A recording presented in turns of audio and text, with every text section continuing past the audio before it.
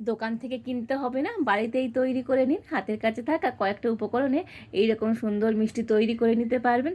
আর এর থেকে সহজ কোনো মিষ্টি রেসিপি হতেই পারে না, খেতে দুর্দান্ত লাগে। এভাবে বাড়িতে একবার মিষ্টি বানিয়ে দেখুন, দোকানের মিষ্টি আর খেতে ইচ্ছেই করবে না। আর এভাবে মিষ্টি বানিয়ে তো আপনারা অনেক দিন রেখেও খেতে পারবেন, খেয়ে স্বাদ ভুলতে পারবেন না। নমস্কার বন্ধুরা, রূপার রন্ধনশালায় আপনাদের সকলকে অনেক অনেক স্বাগত জানাই। তো চলে এসেছি আজকের আবার একটা নতুন রেসিপি নিয়ে। তো আজকের আমি হাতের কাছে থাকা কয়েকটা উপকরণ দিয়ে তো সুন্দর একটা মিষ্টি রেসিপি শেয়ার করব। আর মিষ্টি এভাবে বাড়িতে বানিয়ে দেখুন, দোকান থেকে মিষ্টি কিনে খেতে আর ইচ্ছেই করবে না, খুবই তাড়াতাড়ি হয়ে যায়। তো আপনারা সঙ্গে থাকুন আর প্রথম থেকে শেষ পর্যন্ত পুরো রেসিপিটা দেখতে থাকুন। আশা করি আজকের রেসিপিটা আপনাদের অনেক ভালো লাগবে। তবে চলুন শুরু করে দিই আজকের রেসিপিটা। তো দেখুন, আজকের রেসিপির জন্য এখানে আমি একটা বাটি মেপে 1 বাটি নিয়ে নিয়েছি গোবিন্দভোগ চাল। তো চাইলে আপনারা নর্মাল আতপ চাল দিয়েও কিন্তু মিষ্টিটা তৈরি করতে পারেন, তবে গোবিন্দভোগ চাল দিয়ে মিষ্টি তৈরি করলে মিষ্টিটা কিন্তু খেতে অনেক সুন্দর লাগবে। আর এই গোবিন্দভোগ চালটা এখন আমি একটা বড় বাটির মধ্যে করে নিয়ে নেব।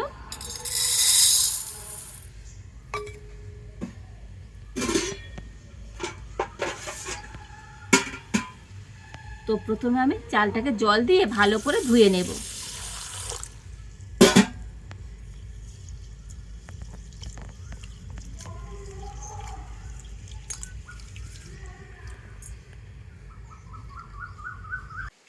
তো দুবার ধরে জল দিয়ে তো ভালো করে কিন্তু চালটা ধুয়ে নিয়েছি। আর এবার একটা ছাঁকনি নিয়েছি, বড় ছাঁকনির মধ্যে দিয়ে আর চালটা দিয়ে দেব। তো এতে করে চালের মধ্যে যে এক্সট্রা জল সেটা ভালোভাবে ঝরে যাবে।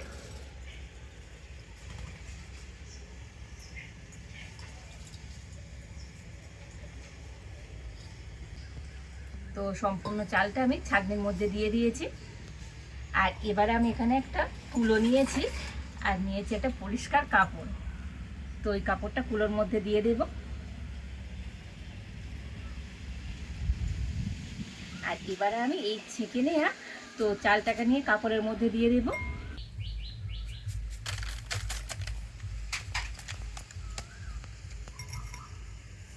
তো এই চালটা কাপড়ের মধ্যে একটু এইভাবে করে খেলিয়ে দেব।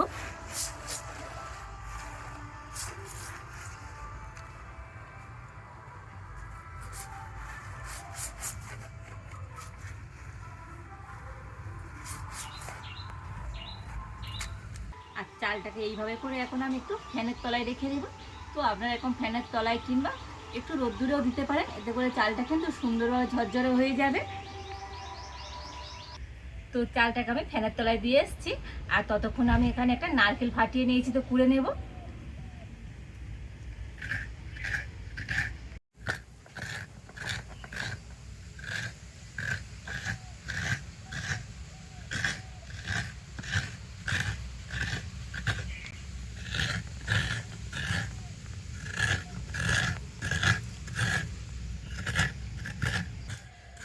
তো দেখুন, পুরো নারকেলটা লাগবে না, তা অর্ধেক নারকেলটা কিন্তু আমি এইভাবে কুড়ে নিয়েছি।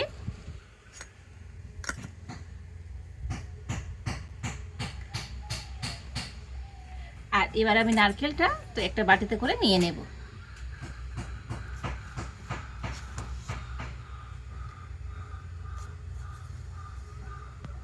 তো দেখুন, এখানে কিন্তু 1 বাটি নারকেল কুড়ো হয়েছে।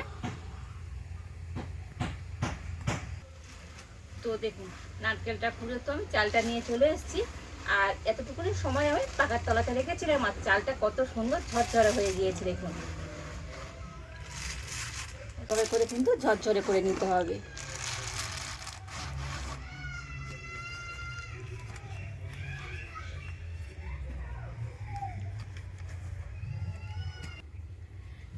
আর এবারে আমি উনুনটা জ্বেলে উনানে একটা কড়া বসিয়ে দিয়েছি। আর এই শুকনো কড়াতে আমি এই চালটা দিয়ে দেব।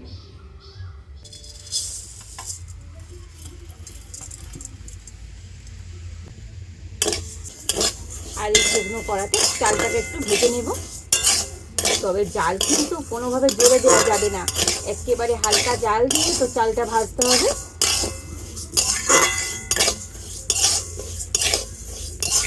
জোরে জাল দিলে তো চালটা কিন্তু লাল হয়ে যাবে, এতে করে আজকের এই মিষ্টিগুলো দেখতে যেমন সুন্দর লাগবে না, খেতেও ভালো লাগবে না।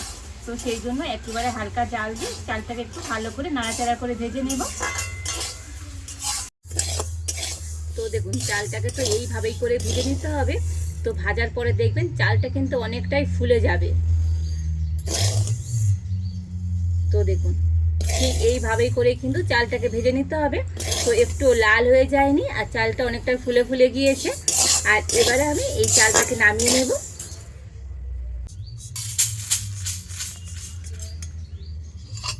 চালটাকে আমি ভালোভাবে ঠান্ডা করে নিয়েছি। আর এবারে একটা মিক্সি জার নিয়ে নিয়েছি। আর এই চালটাকে মিক্সি জারের মধ্যে নিয়ে নেব।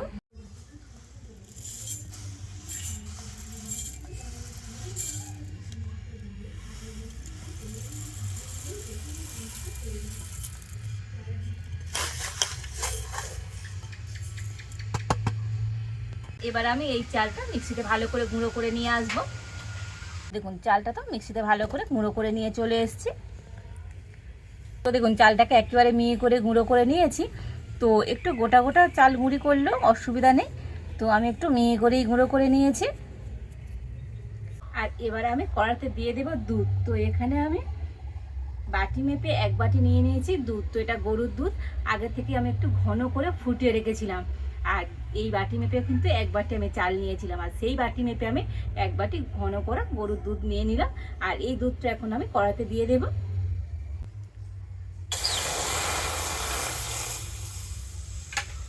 আর ওই দুধের মধ্যে দিয়ে দেব 1 বাটি নারকেল কুড়ো, দিয়ে দেব 1 বাটি গুঁড়ো চিনি। তো চাইলে আপনারা গোটা চিনি দিতে পারেন। তো সব কিছু কিন্তু একটু ভালো করে মিশিয়ে নেব। তো সব কিছু কিন্তু আমি একটুখানি ফুটিয়ে নেব। তো দুধ আগে থেকে ফুটিয়ে ঘন করা ছিল, তো আরও একটু কিন্তু ফুটিয়ে নিতে হবে। যেহেতু এর মধ্যে চিনি দিয়েছি তো দুধটা অনেকটাই কিন্তু জল জল হয়ে গিয়েছে। তো আমি আরও একটু ফুটিয়ে ঘন করে নেব।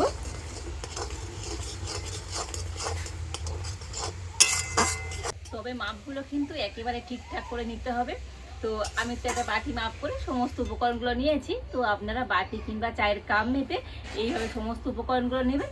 তো দেখবেন উপকরণ যদি ঠিকঠাক থাকে তো সন্দেশগুলো কিন্তু একেবারে পারফেক্ট হবে। আর সন্দেশ এইভাবে বাড়িতে বানিয়ে দেখুন, তো খেতে এত ভালো লাগবে। তো মানে দোকান থেকে আর মিষ্টি কিনে খেতে ইচ্ছেই করবে না। আর এই মিষ্টিগুলোকে বানিয়ে তো আপনারা অনেক দিন রেখেও খেতে পারবেন।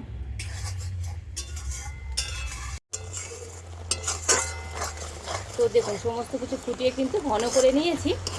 আর এবারে আমি এর মধ্যে গুঁড়ো করা চালটা দিয়ে দেব। তবে চালটা কিন্তু একেবারে দেব না, এরকম অল্প অল্প করে দেব আর মিশিয়ে নেব।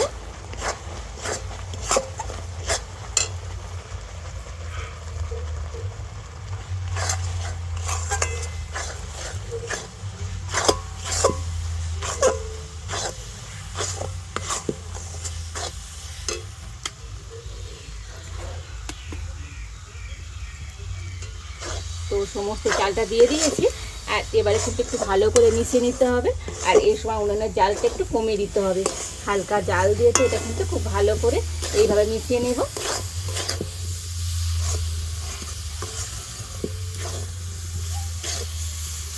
তো হালকা জাল দিয়ে এইভাবে মিশিয়ে নিলে দেখবেন চালটাও কিন্তু ভালো মতো সিদ্ধ হয়ে যাবে।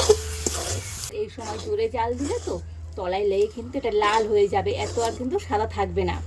তো একটু হালকা জাল দিয়ে দেখুন সমস্ত কিছু খুব ভালো করে মিশিয়ে নিয়েছি। আর মিশ্রণটা কিন্তু ঠিক এই রকমই হবে। তো দেখেই বুঝতে পারছেন মিশ্রণটা ঠিক কীরকম তৈরি করে নিয়েছি। আর এবারে আমি এই মিশ্রণটাকে নামিয়ে নেব। তো এর বেশি আর কিন্তু নাড়াচাড়া করার দরকার নেই।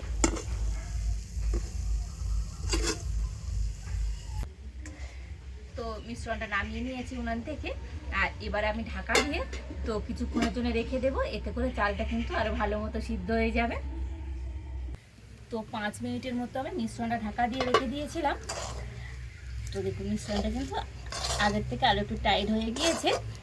আর সুন্দর কিন্তু একটু আঠালো আঠালো মতো হয়ে গিয়েছে। তো মিশ্রণ আর এবারে এই মিশ্রণটাকে আমি একটা থালার মধ্যে করে নিয়ে নেব।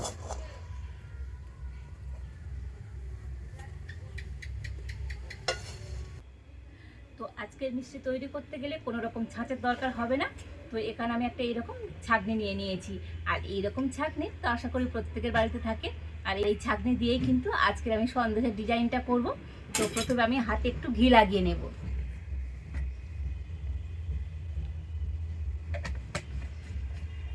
আর এই ছাঁকনির পিছনটাও একটুখানি ঘি দিয়ে দেব। তো ছাঁকনির পিছনটা ভালো করে ঘি লাগিয়ে নিয়েছি, হাতের মধ্যেও ঘি দিয়ে দিয়েছি। আর এবার এখান থেকে অল্প অল্প করে মিশ্রণ আমি নিয়ে নেব। নিয়ে প্রথমে আমি হাতের মধ্যে একটু এরকম গোল করে নেব। তো দেখুন হাতে গোল করে নিয়ে একটু চ্যাপটা করে নিয়েছি। আর এবার আমি এই ছাঁকনির পিছনে আমি এটাকে দিয়ে দেব, দিয়ে হাত দিয়ে একটু এরকম চেপে দেব। তো দেখুন ছাঁকনির পিছনে ভালোভাবে চেপে দিয়েছি আর এবারে তুলে নিয়েছি। আর এখানে একটা থালার মধ্যে নিয়ে নেব। আর এই থালাতেও একটুখানি ঘি লাগিয়ে দিয়েছিলাম। আর এটাকে একটু সুন্দর গোল করার জন্য এখানে আমি একটা কুকি কাটা নিয়ে নিয়েছি। আর এই কুকি কাটা দিয়ে এইভাবে করে কেটে নেব, এতে করে সন্দেশটা কিন্তু খুব সুন্দরভাবে গোল হবে।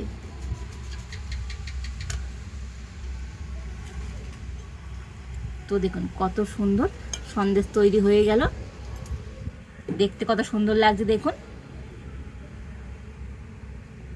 আর এখন আমি একটা প্লেটের মধ্যে করে রেখে দেব। তো আর একটু মিশ্রণ আমি হাতের মধ্যে নিয়ে নিয়েছি, এটাও কিন্তু একইভাবে আমি গোল করে নেব।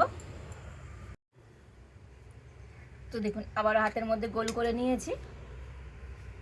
তো একইভাবে করে ছাঁকনির পিছন দিয়ে চেপে দেব।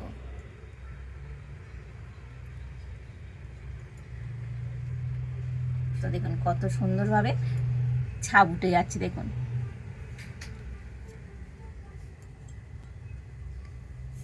তো একইভাবে কুকি কাটা দিয়ে কেটে নিচ্ছি।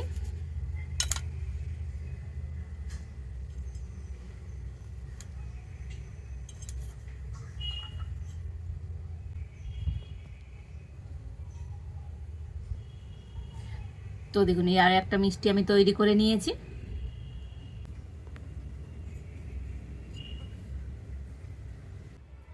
আর এই একইভাবে করে বাকি সন্দেশগুলো আমি তৈরি করে নেব।